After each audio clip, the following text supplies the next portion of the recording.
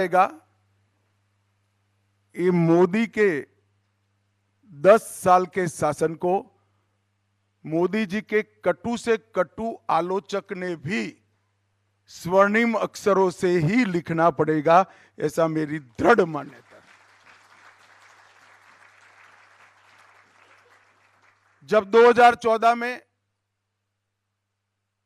अस्थिरता से युग से भारत की जनता ने देश को एक नए युग के अंदर प्रवेश करा, 3 दशक के बाद एक स्थिर सरकार दी और पूर्व पश्चिम उत्तर दक्षिण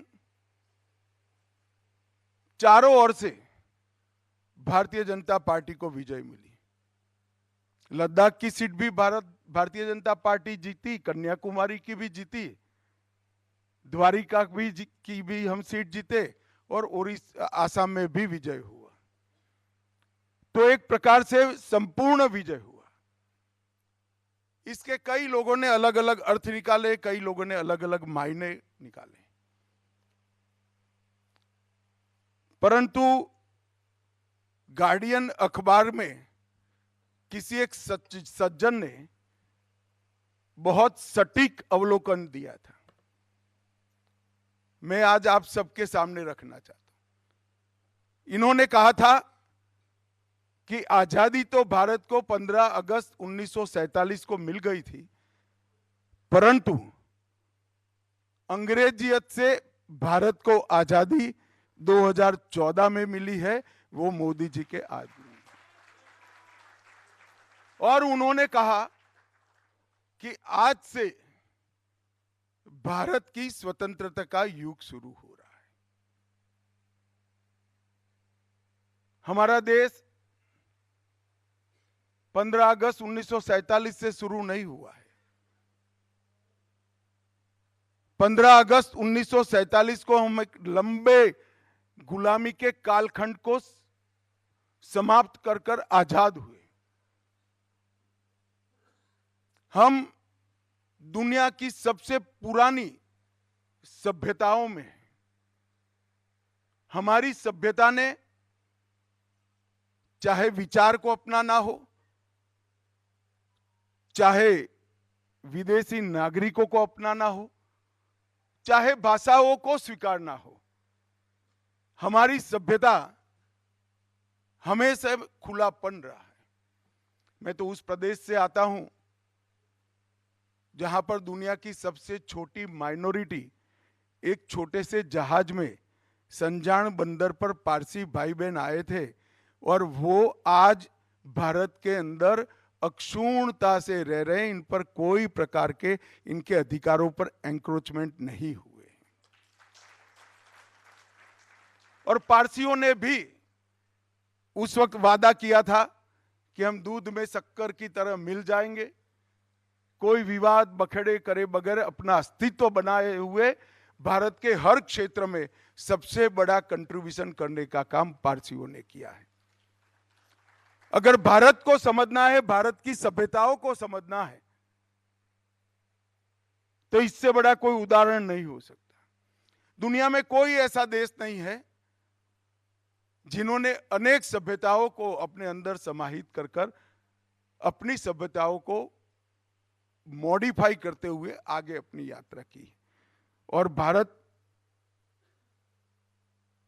एकमात्र देश ऐसा है जिसमें अनेक भाषाएं, अनेक संस्कृतियां, अनेक बोलियां और अनेक धर्म एक साथ अपना सह अस्तित्व और सम्मान बचाते हुए देश के विकास की यात्रा में आगे बढ़े हैं। और मोदी जी के जीतने का मतलब ये था कि वो ही संस्कृति को आगे बढ़ाना। और मोदी जी के जीतने के बाद जो 10 साल गए हैं, उसने गार्डियन अखबार के वो लेखक को सच्चा साबित कर दिया है। 10 साल के बाद अनेक प्रकार के अनेक सेक्टरों में सुधार भी हुए हैं और सेक्टर को गति भी मिली। हर सेक्टर का साइज और स्केल अनेक गुना बढ़ाने का काम नरेंद्र मोदी जी ने किया है। कभी कोई विचार नहीं कर सकता था कि दुनिया की सबसे बड़ी महामारी कोरोना आए और कोई तैयारी के बगैर कोरोना का प्रबंधन दुनिया में सबसे अच्छा भारत करे, इसका कोई सोच नहीं सकता था। उस वक्त मैं गृह मंत्री था, मोदी जी के साथ काम करता था। दुनिया भर के पंडित जब कोरोना आया तब अपने देश की चिंता करे बगैर वो हमारी चिंता करते थे। उनको लगता था भारत क्या करेगा, और वो सही भी थे, वो गलत नहीं थे, हमारे लिए चिंतित थे। परंतु टेक्नोलॉजी का उपयोग कर कर 130 करोड़ की जनता को टीका देने से लेकर उसको टीके का सर्टिफिकेट देने तक की पूरी प्रक्रिया इस तरह से हुई कि किसी को मालूम ही नहीं हुआ। सबसे कम नुकसान में हम बाहर आ गए। वैक्सीन भी हमारे यहां सबसे पहले बना, क्योंकि वैक्सीन बनने का प्रयास हमारे यहां सबसे पहले हुआ, और दुनिया भर के 100 देशों में वैक्सीन हमने भेजा भी। और हमारा जो उपनिषदों का वाक्य है कि संकुचित विचार नहीं होना चाहिए, वसुधैव कुटुंबकम, पूरे देश को अपना परिवार मानना चाहिए, पूरी दुनिया को अपना परिवार मानना चाहिए, उसको भी चरितार्थ करने का काम नरेंद्र मोदी शासन ने किया। मित्रों, जब 2014 में सरकार आई तब कई लोग मानते थे कि एक एक्सपेरिमेंट है नरेंद्र मोदी, मगर मैं आज कह सकता हूं भारत के अब तक के आजादी के बाद के इतिहास में और नजदीक के इतिहास में, करीब करीब 150 साल के इतिहास को 3 हिस्सों में भविष्य में बांटा जाएगा। आजादी के पहले का भारत और आजादी के बाद का भारत, एक हिस्सा। दूसरा इमरजेंसी के, आपातकाल के बाद का भारत और आपातकाल के पहले का भारत। और तीसरा मोदी के पहले का भारत और मोदी के बाद का भारत। कोई भी इतिहासकार कितना भी क्रूर होगा, कितना भी बायस होगा, मगर ये 3 डिवीजनों को वो पार नहीं कर पाएगा, इतना मुझे विश्वास है। क्योंकि अंततोगत्वा उसको भी स्वीकृति की चाह होती है। तो सबने इस तरह से इतिहास को लिखना ही पड़ेगा। जब कोई व्यक्ति अपनी कर्मठता से, अपने विजन से, अपने साफ हृदय से, परिश्रम की पराकाष्ठा कर कर अपने देश का नेतृत्व करता है, तो इतिहास इसको नजरअंदाज नहीं कर सकता है। इतिहास को उसको देखना ही पड़ता है, इसकी नोट लेनी ही पड़ती है। मित्रों, जो मैं अंत में कहूंगा ऐसा तय कर कर आया था, वो बात मैं पहले बता देता हूं। आगे मैं बताऊंगा मोदी जी के ये 10 साल में क्या क्या हुआ, हर क्षेत्र में कैसे सुधार हुए। परंतु सबसे पहले मैं जिसको सबसे बड़ी उपलब्धि मानता हूं मोदी जी की, वो बताना चाहता हूं। मैंने आजादी की 25वीं सालगिरह भी देखी है, 50वीं भी देखी है और 75वीं भी देखी है। 50वीं भी देखी है, 75वीं भी देखी है। 25वीं को मैंने 75वीं मनाने का जब शुरुआत हुआ तब उसको हम स्टडी कर रहे थे। ये 50 साल में अंतर देखिए। आजादी की 25वीं सालगिरह मतलब सिल्वर जुबली जब मनाए, तब स्कूलों में कार्यक्रम हुए, पंचायतों में हुए, सरकारी भवनों में हुए, और दूसरे दिन से देश चलने लगा।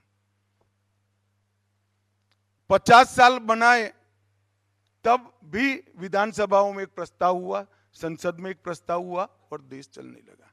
और 75 साल बनाए तब कोरोना होने के बावजूद देश में 8 लाख से ज्यादा कार्यक्रम हुए। और पूरे कार्यक्रम की डिजाइन मुझे मालूम है, क्योंकि मेरा मंत्रालय इसकी नोडल एजेंसी था, मैं वो कमेटी का चेयरमैन भी था।